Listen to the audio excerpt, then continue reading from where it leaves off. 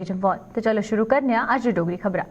सेना द्वारा एलओसी च दुर्गम इलाके च अपना साजो समान जिधर घोड़े ते खच्चरे के जरिए पजाया जाता है उधर के सेना द्वारा उन अमरीका थमां एक नई किस्म की गड्डी मंगवाई गई है जिस च कि घोड़े खच्चरे की जरूरत नहीं पोग।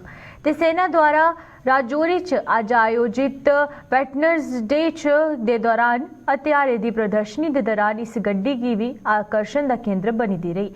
ते यह गड्डी दुर्गम इलाके च 600 किलो थमां ज़्यादा वजन च ले जाने तो सक्षम है। ते इहदी जानकारी राजौरी थमां साढ़े संवाददाता जमशीद मलिक होरें दित्ती।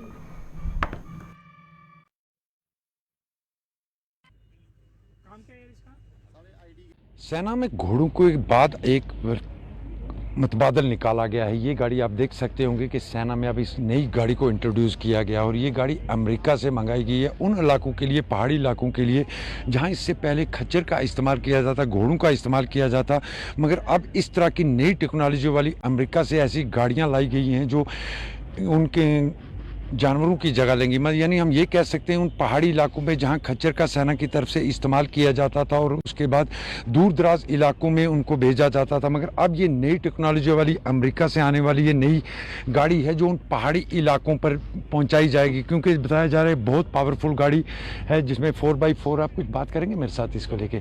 सर किस तरह के लिए और किस इस्तेमाल के लिए, मेरी तरफ देखें सर, आप किस इस्तेमाल के लिए? सर ये गाड़ी अमेरिका से मंगवाई गई है, इसका नाम ATV है जो कि ऑल ट्रेन व्हीकल है, मतलब किसी प्रकार के रोड के ऊपर चल सकती है। इसका इंजन जो है 875 सीसी इंजन 80 हॉर्स पावर का है, जिसमें आसानी से 4 बंदे अपना पूरा कैरिंग सामान लेके आगे फॉरवर्ड में ऑपरेशन में जा सकते हैं। इससे पहले जहाँ घोड़े इस्तेमाल किए जाते थे अब वो खत्म कर दिए जाएंगे। अभी थोड़े टाइम के बाद घोड़ों सेना से घोड़े खत्म हो जाएंगे तो ये गाड़ी आगे फॉरवर्ड में आसानी से अम्यूनिशन वगैरह या फ्रेश राशन वगैरह लेके जाएगी। कितना सामान इस पे ले जा सकते हो? इसमें हम 680 केजी तक सामान लेके जा सकते हैं। बिल्कुल आप देख सकते होंगे 680 केजी तक सामान इस गाड़ी में फॉरवर्ड पोस्टों की तरफ ले जाया जा सकता है, जहां सेना को इससे पहले घोड़ों का इस्तेमाल करना पड़ता था, मगर अब सेना के बीच में ये नई गाड़ी आई है जो 680 केजी का सामान 4x4 गाड़ी आप देख सकते होंगे। बिल्कुल नई टेक्नोलॉजी की गाड़ी आपको ये नजर आएगी। अमेरिका से लाई हुई ये गाड़ी अब सेना को दी गई है, जहाँ इससे पहले घोड़ों का इस्तेमाल किया जाता था लाइन ऑफ कंट्रोल या दूर दराज इलाकों में, मगर अब वहाँ इस तरह की गाड़ियाँ का इस्तेमाल किया जाएगा। राहुल सुदन के साथ जमशेद मलिक, गुलिस्तान न्यूज़। किश्तवाड़ जिले के पाडर इलाके च मचेल ग्रां च स्थित चंडी माता मंदिर के कपाट हून हर बरे की तरह इस बार भी 3 महीने के लिए बंद करी दिते गए हैं। ते अज बस हून बसाखी के दिन गए मां चंडी की मूर्ति की मंदिर च स्थापित करिए मंदिर के कपाट भक्तें के लिए खोले जांगन। ते सदियों थमां चला आ करदी इस परंपरा के तहत मकर संक्रांति पर मां चंडी के दरबार च चांदी की मूर्ति की विधि अनुसार इत्थों चुकिए मंदिर थमां करीब 100 मीटर की दूरी पर मचेल ग्रां निवासी पहलवान सिंह दे आवास पर बने दे एक निक्के जे लकड़ी दे मंदिर च स्थापित किया जाता है। ते अज इस पूरी विधि की श्रद्धापूर्वक निभाते हुए जिस च कई लोग शामिल होइए मां दे जयकारे लाए ते धर्म के प्रति अपनी आस्था का परिचय भी दिता।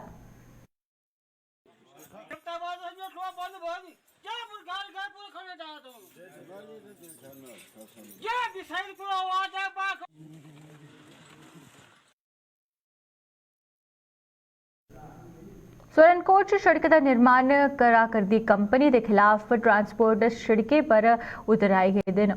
ते सोरनकोट की बफलियास तक सड़कें च बनी दी इस कंपनी पर ट्रांसपोर्टरें उन कशुआ चाल च काम करने का आरोप लाया।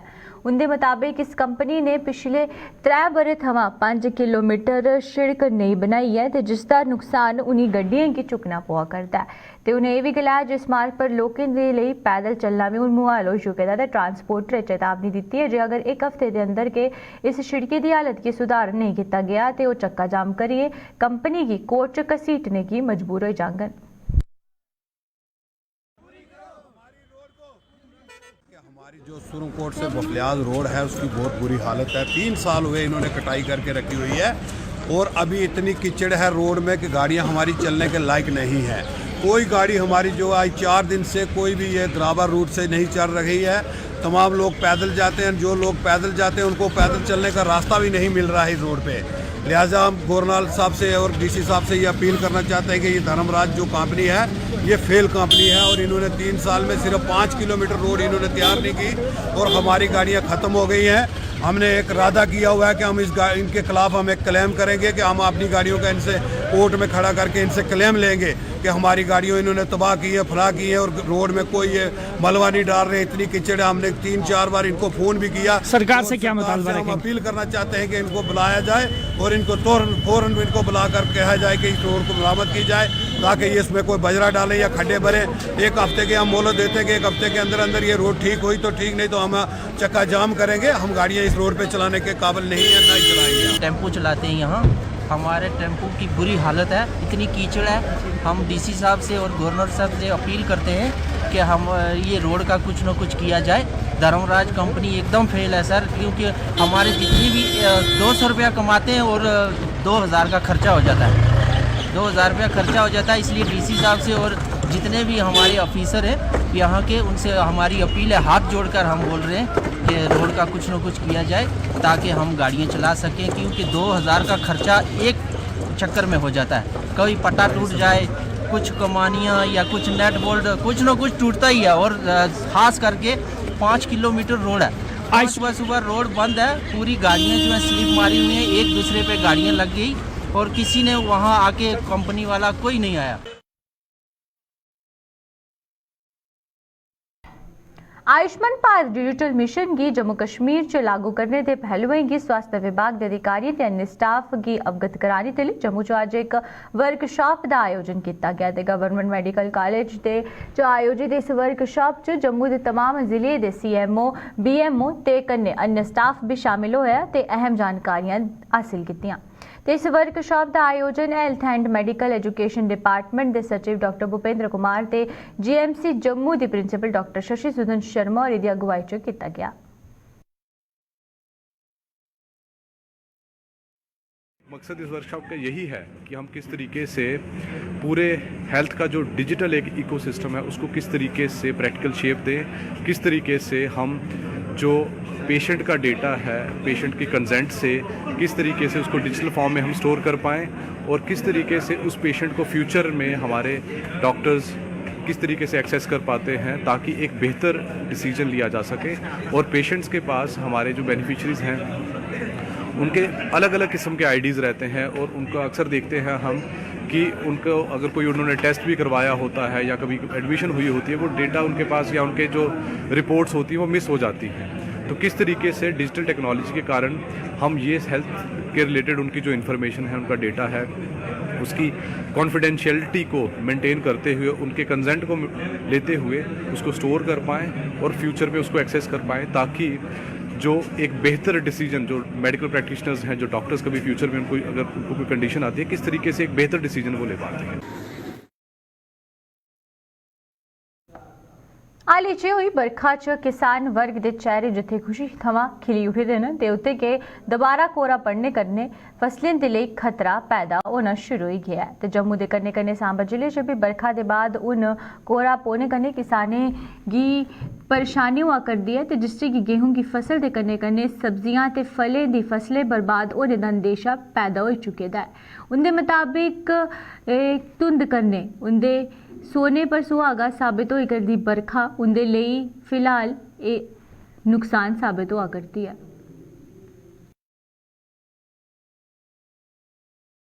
ਜਿਹੜੀ ਦੁਬਾਰਾ ਤੋਂ ਜਿਹੜੀ ਪਾਉਣਾ ਸ਼ੁਰੂ ਹੋਈ ਹੈ ਉਹਦੇ ਕਨਾਂ ਜਿਹੜੇ ਕਿਸਾਨ ਨੇ ਖੇਤਰੇ 'ਚ ਨਾ ਤਾਂ ਖੇਤਰੇ 'ਚ ਜਾ ਪਾ ਕਰਦੇ ਨੇ ਔਰ ਨਿਰਾਸ਼ ਨਾ ਕਿਸਾਨ ਹਾਂ ਉਹਦੇ ਖੁਸ਼ੀ ਸਾਨੂੰ ਵੀ ਬਾਰਿਸ਼ ਦੀ ਵਜ੍ਹਾ ਨਾਲ ਧੁੰਦ ਜਿਹੜੀ ਖਤਮ ਹੋਈ ਆ ਲੇਕਿਨ ਉਹਦੇ ਕਨਾਂ ਧੁੰਦ ਦੀ ਕੋਈ ਅਸਰ नहीं ਪਿਆ बारिश करने इस वास्ते किसानी ਜਿਹੜੀ नुकसान हुआ कर। पर जो आज धुंध पड़ी है तो ये तो मुझे लग रहा है कि ये तो हमारे लिए अच्छे संकेत नहीं है किसानों के लिए, क्योंकि इससे मुझे लगता है कि शायद हमारी जो गेहूं की फसल है इसको पीलिया का जो रोग है कहीं बोना लग जाए। तो अभी पता नहीं आगे क्या बनता है क्या नहीं। तो हमें किसान जो हमारे अभी हैं वो अभी तो सहमे हुए हैं ये धुंध से। तो अगर धूप निकलती है तो हाँ, अगर धूप निकलती है तो फिर तो हमारे लिए सोने पे सुहागा है जो अभी बारिश पड़ी है। अगर ये धूप नहीं निकली तो वैसा ही रहा तो मुझे लगता है कि ये हमारे लिए बड़ा मुश्किल होगा। रिटायरमेंट के लाभ लेने की मांग लिए आंगनवाड़ी वर्करें की भारतीय मजदूर संघ ने अपना समर्थन दिता है। ते संघ दी जम्मू कश्मीर इकाई दे महासचिव अशोक चौधरी होरें जम्मू च अज्ज एक प्रेस कॉन्फ्रेंस दे दौरान सरकार गी इनें महिलाएं गी अन्य राज्य दी तर्ज पर लाभ देने दी मंग करियै जोरे शोरे कन्नै चुक्की है।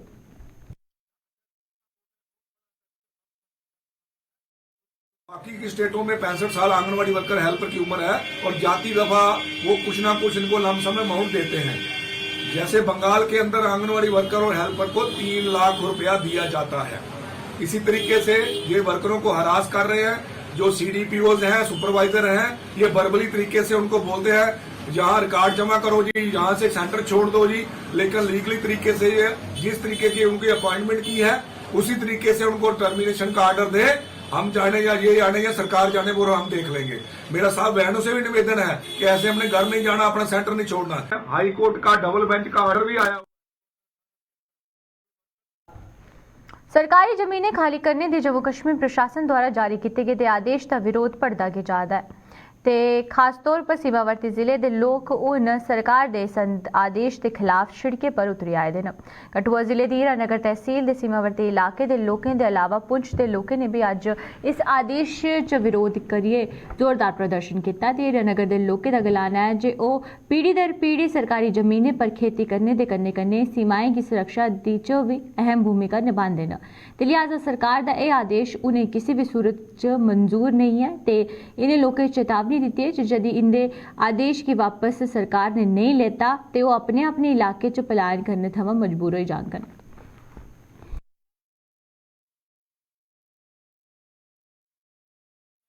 से लेके जो जमीनें जो आबाद की हैं बॉर्डर के लोगों ने वो जमीनें जोतते आ रहे हैं और फायरिंग होती है, फिर भी जहाँ पे जमीनों को संभाल के रखा है।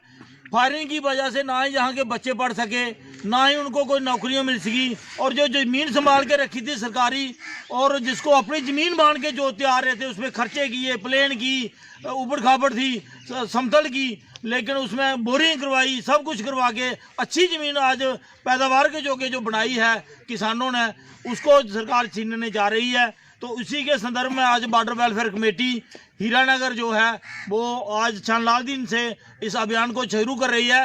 अगर सरकार हमारे साथ नाइंसाफ़ी करती है और ज़्यादा दबाव बनाती है, अगर हमारे से ये ज़मीनें छीनती है तो हमें यहाँ रहने का कोई मतलब नहीं बनता, क्योंकि जहाँ चांदलाल दिन में और छोड़ के मैं पूरे बॉर्डर की बात करता हूँ, पूरे ग्राम जो हैं वो स्टेट लैंड पे काबिज हैं और वही स्टेट लैंड जोत कर अपने बच्चों का पालन पोषण करते हैं। और अगर उनसे ये ज़मीनें छीनी जाती हैं तो जहाँ रहने का उनका कोई मतलब नहीं बनता। हम लोग जहाँ से पलायन करेंगे और इसकी जिम्मेवार हमारी सरकार होगी। हम ये कहते हैं कि जो लैंड माफिया है, जिन लोगों ने गवर्नमेंट लैंड सेल की है या फॉरेस्ट लैंड है या जो डिफेंस लैंड है या जो मखसूस काचाई वगैरह है, उन लोगों के खिलाफ एक्शन होना चाहिए। मीडिया के माध्यम से हमारी ये पुरजोर अपील है कि जिन लोगों ने 2-2, 4-4 मरले या 5-5 मरले में सारी जिंदगी की जद्दोजहद करके घर बनाए, आप उन लोगों को भी उसी लाठी के नजरिए से देख रहे हो। मैं ये समझता हूँ कि नाइंसाफी है। मेरी जो गवर्नर साहब से ये पुरजोर अपील रहेगी कि जनाब इसमें एक्शन होना चाहिए। हम बिल्कुल इसके खिलाफ है। ग्लोबल वार्मिंग जो है आप देखें किस तरह पीक पर है, लेकिन जो एक इसमें पॉलिसी बनाई जाए, इसमें जो सर्वे करवाया जाए, जिन जो है पटवारियों के, जिन तहसीलदारों के हवाले से ये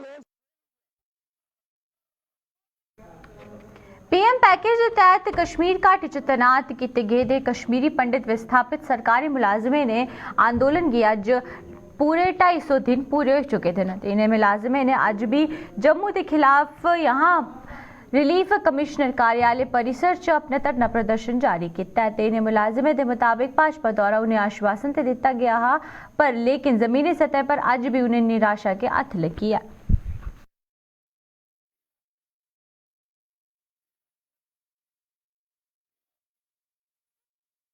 मैम जो विज़िट किया है होम मिनिस्टर सर ने, उस टाइम पे तो हमें कोई ऐसी नॉलेज में नहीं है कि उन्होंने कुछ बात की हो हमारे लिए, कोई भी वैसी बात तो नहीं हुई है। बट हाँ, उससे पहले जब बीजेपी के बीजेपी के जो रविंद्र रैना जी हैं वो गए थे दिल्ली, उन्होंने बोला है कि बहुत ही पॉजिटिव रिस्पॉन्स है होम मिनिस्ट्री से।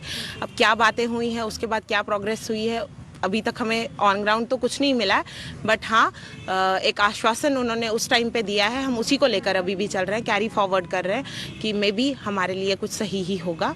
अभी तक उसी आश्वासन पे हम टिके हुए हैं। और ऑन ग्राउंड मैं ये बोलूँगी कि ऑन ग्राउंड हमें कुछ नहीं मिला है। जो ऑन ग्राउंड जो रियलिटी है वो ज़ीरो है। पिछले बरे 22 जून की आंदोलन शुरू करने वाले पीएचई डेलीवेजरिंग की कमछोड़ हड़ताल की हूँ अज 206 दिन पूरे हो चुके हैं ते मंगे ना माने जाने पर गुस्साए इन डेलीवेजरे उन आंदोलन की एक नया रूप देने का ऐलान किया। जम्मू च अज प्रदर्शन करा करते इन डेलीवेजरें चेतावनी दी है कि जदे 26 जनवरी तक उनकी सुनवाई नहीं हुई तो 28 जनवरी के जम्मू के सारे जिले च पीएचई डेलीवेजर शिड़के पर उतरिए जोरदार प्रदर्शन करगन ते फिर इसकी जिम्मेदार सरकार के होगा।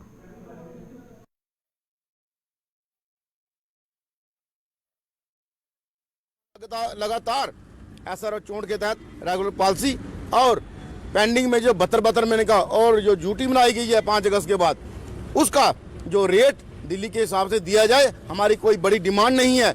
ये डिमांड जो एसआरओ 64 है या बाकी एसआरओ उनको होल्ड किया गया है और जान के हम लोगों को तंग करने के लिए। लेकिन जैसे 22 जून को हमने ये कहा था, पॉलिसी नहीं तो घर वापसी नहीं, अभी नहीं तो कभी नहीं का नारा इसलिए दिया गया।